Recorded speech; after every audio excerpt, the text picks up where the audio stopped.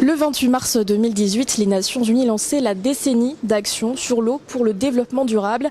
Objectif, éviter une crise mondiale de l'eau en explorant notamment des solutions pour une meilleure gestion de cette ressource en voie de disparition.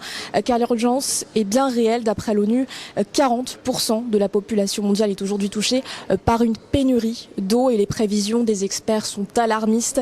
L'ONU estime que d'ici 2050, au moins une personne sur 4 vivra dans un pays où le manque d'eau douce sera chronique ou récurrent.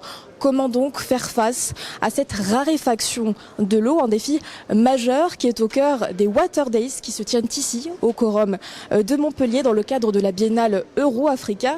Et nous sommes en compagnie d'Éric Servat, directeur du Centre international UNESCO sur l'eau. Bonjour Monsieur Servat. Dans un rapport publié cette année, l'UNESCO a alerté sur le risque imminent de crise mondiale de l'eau. Est-ce qu'elle peut encore être évitée au vu des chiffres actuels ? La crise mondiale de l'eau qui est effectivement annoncée par les Nations Unies est un événement qui est devant nous si effectivement on ne fait rien, si rien ne bouge.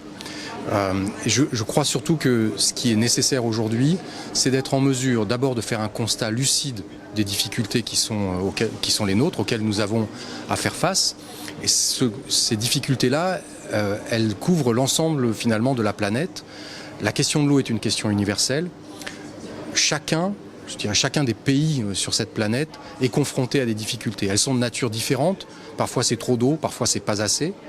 Mais tout le monde est confronté à ces difficultés. Et donc ce qui est important, c'est de rassembler tous les acteurs qui interviennent dans le domaine de l'eau pour essayer de trouver des solutions, pour essayer de trouver une meilleure capacité d'adaptation, pour essayer d'analyser les possibilités de résilience des systèmes qui sont déjà très contraints au regard des problématiques de l'eau et pour essayer de trouver ensemble des voies de passage dans ce qui est un système extrêmement complexe puisque l'eau est omniprésente dans notre quotidien et dans toutes les sociétés humaines.